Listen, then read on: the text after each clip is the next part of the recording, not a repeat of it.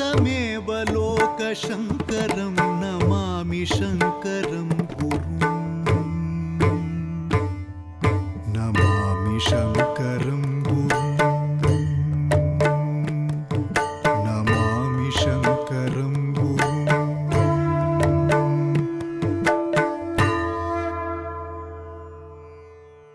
माला सुधाकुम्भ विबोधमुद्रा विद्याविराजत्करवारिजाताम् अपार कारुण्य सुधाम्बुराशिं श्री शारदाम्बां प्रणतोऽस्मि नित्यं सदाशिवसमारम्भां शङ्कराचार्य मध्यमाम् अस्मदाचार्यपर्यन्तां वन्दे गुरुपरम्पराम्. Offering my Sashtanga Pranamas to the Padapadmas of the Ubhay Jagadgurus.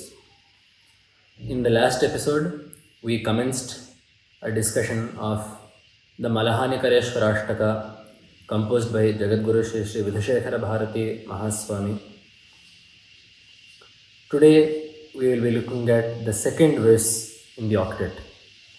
Sharvaya Kashyapa Munindra Kulabdhichandra Srimad Vibhandaka Kridagriya Tapah Phalaya Shri Rishyashranga Muni Sevya Padambujaya Nityan Namostu Malahanikareshwaraya.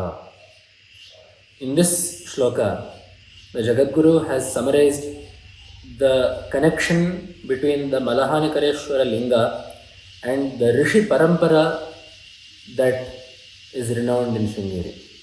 As we all know, the Maharshi from whom Sringeri derives its name is Rishi Shringa Maharshi. His father was Vibhandaka Maharshi, by whose tapas the Malahanikareshwara Linga came into being. His father was the illustrious Prajapati, the Manasaputra of Brahma, Kashyapa Maharshi, whose tapas took place in the Kashmir region. So the three Munis, Kashyapa Maharshi, Vibhandaka Maharshi and Rishishringa Maharshi, have been mentioned in this shloka. In the outset itself, the Jagadguru refers to Parameswara as Sharva, Sharvaya. The word Sharva is a common epithet of Shiva. We see the Vedas also, the Shatarudriya and many other Veda mantras also refer to Parameswara as Sharva. The word Sharva means he who pains or torments. Shrinati, hinasti, iti Sharvaha. This name represents Shiva as the Layakarta, as the Paramatma who has to now perform dissolution, who has to now dissolve the cosmos. He performs himsa of the beings there in order to dissolve them back into their unmanifest forms. So that Parameshwara is called Sharva. There is one more Vishesha that pertains to the Sharva name. As we know, Parameshwara is referred to as Ashtamurti, he who has 8 forms. Those are the Panchabhutas, Surya, Chandra and the Jiva. And each of these Murtis is given a particular name. We are all very familiar with these names because these are the same names that we use to do Tarpana at the end of any Shiva Puja. The Bhavaya Devaya Namaha, Sharvaya Devaya Namaha, Ishanaya Devaya Namaha, Pashupataya Devaya Namaha, Rudraya Devaya Namaha, Ugraya Devaya Namaha, Bhimaya Devaya Namaha, Mahate Devaya Namaha.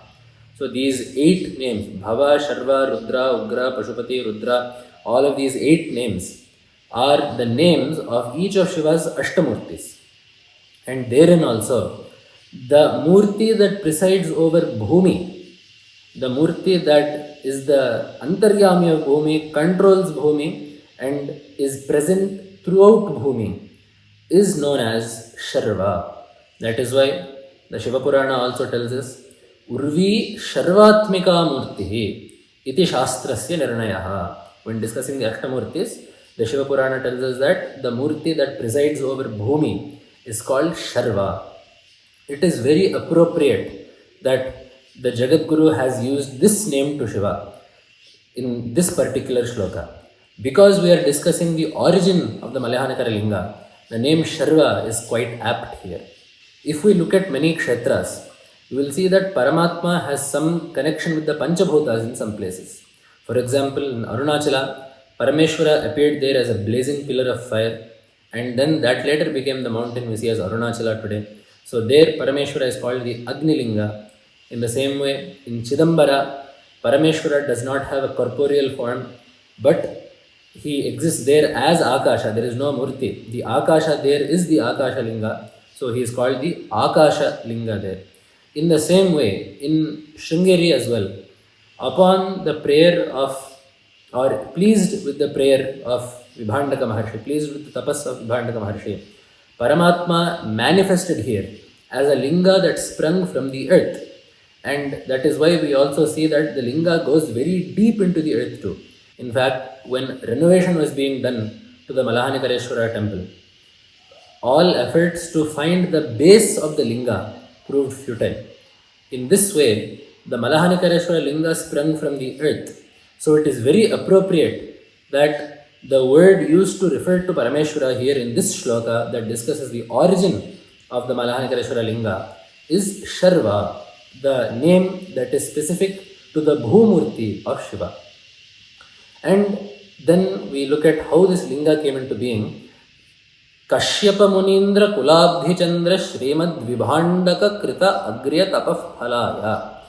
He is the Tapaf Phala, the fruit of the tapas of Vibhandaka Maharshi, who is Kashyapa Munindra Kulabdhi Chandra. He is the moon to the ocean of Kashyapa Maharshi's Vamsha.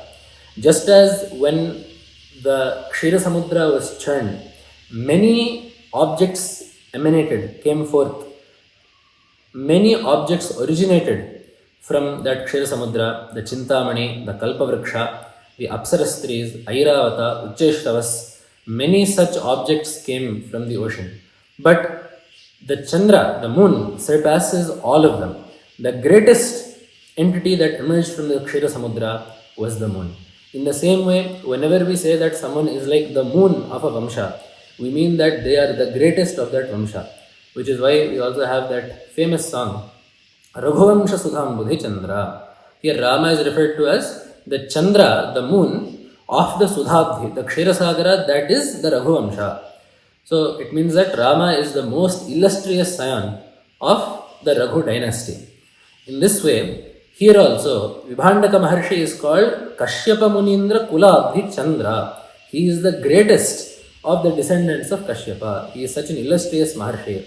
He is not, and Kashyapa himself is a Munindra. Kashyapa himself is a great tapasvi, and Vibhandaka Maharshi is the greatest of that lineage.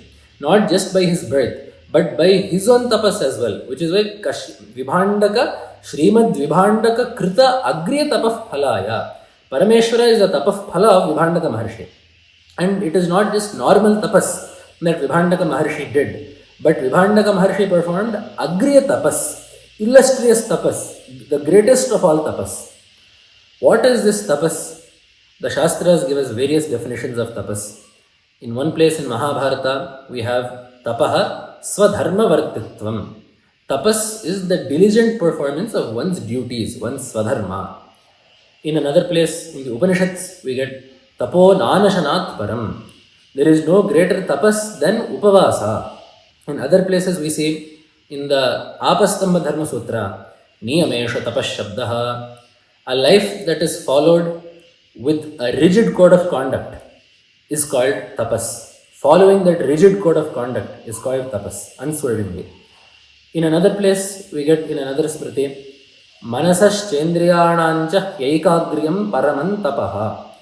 The single pointed focus to the exclusion of all else of the Manas and Indriyas is called tapas. It is this that we must understand that Vibhandaka Maharshi performed. And that too, it was Agriya, it was exceedingly illustrious. What makes tapas illustrious? Anything becomes illustrious when it is sattvic rather than being rajasika or tamasika.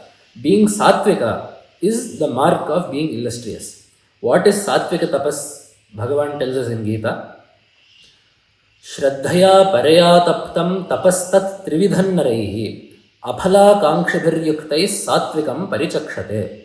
That tapas, which is performed without any desire of the fruit, is called sattvika tapas. Aphala kankshibhiryuktaihi. When you perform tapas for the sake of tapas, and leave the phala to Ishvara, that tapas is called sattvika tapas. So, Vibhandaka Maharshi focused his mind single-pointedly on Ishvara and did not come out of that single-pointed focus for a long period of time. He performed this tapas solely out of bhakti towards Ishvara and not for the gain of any material benefit. That is why the Tungabhadra Mahatmya also describes to us how this Maharshi performed tapas. Krishnajina paridhanaha krita darbhasano munihi japan panchaksharim shaivim aste dvishata vatsaram. Krishnajana paridhanaha, wearing the skin of a black buck deer. Krita darbhasano munihi, seated upon the pavitra darbhas. Japan panchaksharim shaivim, performing the japa of the Shiva Panchakshara mantra, the Namah Shivaya mantra. Aste dvishata vatsaram. He remained thus for 2 centuries, for 200 years, with unwavering focus.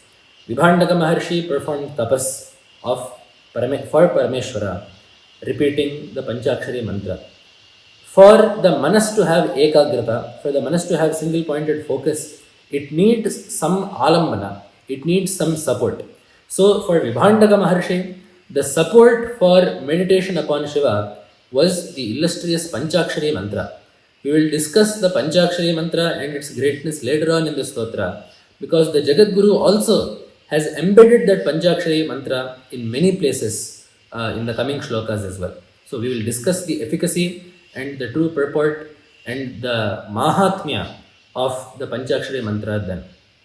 And in this way, pleased with Vibhandaka Maharshi's tapas, the linga that was named Malahanikareshwara came forth. Lingam pradurabhutasya Malahanikaram param. So, pleased by the Maharshi's tapas, the Malahanikareshwara linga appeared in front of him. It was not just Vibhandaka Maharshi that worshipped this linga, but also Sri Rishyashringa Muni Sevya Padambujaya. His Padambujas, this Parameshwara's Padambujas, his Pada Padmas, were worshipped by Rishyashringa Maharshi as well. Although there is yet another linga in Sringeri, located in Kigga, slightly in the vicinity of Sringeri, named Rishyashringeshwara. The linga there is named Rishyashringeshwara, wherein Rishyashringa Maharshi also worshipped Shiva and attained unity with Paramatma. He also worshipped the linga that appeared for his father. So it is this linga that was worshipped by both father and son, both Vibhandaka Maharshi and Rishyashringa Maharshi. Here, the Jagadguru describes Rishyashringa Maharshi as Muni. Shri Rishyashringa Muni Sevya Padambujaya. The word Muni has a very particular meaning. We get Mananan Munihi, he who does manana of Paramatma Tattva at all times. He who is always contemplating the true nature of Paramatma at all times is called a Muni. In the same way, he that follows Mauna, he that follows silence, that is to say, he does not waste his words. As the Upanishad says, Vacho Viglapanam hi tata. He does not waste his words discussing worldly affairs. Rather, he saves his mind and his speech solely for the contemplation of Paramatma. In another place, we get in Veda, in the Brihadaranyaka Upanishad, Balyancha Pandityancha Nirvidya Atha Munihi. Having performed Balya and Panditya, one should be a Muni. So, different Vyakhyatas have explained this in different ways. The Bhashyakara describes it as Balyancha Pandityancha. So, these two words refer to the renouncing of all objects that are not Paramatma. So, not even paying attention to anything that is not Paramatma, and the renunciation of all Ishanas, of all desires. And then the Atha Munihi refers to the single-pointed focus upon Brahman. In another place, another Vyakhyata writes that Balya and Panditya refer to Shravana and Manana, and Munihi, the Muni refers to someone that does Nididhyasana, someone who, to the exclusion of all else, remains solely contemplating the Brahmatma Bhava. That person is called a Muni. So, overall, we get the meaning that Rishyashringa Maharshi was both austere, he underwent mauna, he did not speak very often, he performed great tapas, he was always engaged in the contemplation of Paramatma, and he was always established in the Nididhyasana process, the process of, to the exclusion of all other thoughts, solely focusing on the Advaita Bhavana, the Brahmatmaikya Bhavana. So it is such Rishyashringa Maharshi that has worshipped this Parameswara. And to such a Malahanikareshwara, Nityam Namostu. This Namaskara is not done once in some place in some time, but this Namaskara is to be offered eternally to Parameswara. There is no one time or one place that is proper for the worship of Ishvara. All times and all places wherein we have the ability to do Namaskara to Paramatma is a fitting time to do so. To remind us of that, the Jagadguru concluded the shloka with the word Nityam Namostu Malahanikareshwaraya. In the coming verse, we will see, in this verse we have seen the relationship between the Rishi Parampara and Malahanikareshwara. In the coming verse and the rest of the stotra, you will see the relationship between now the Jagadgurus and the Malahanikara Linga. Namah Shankaraya. Namami Shankaram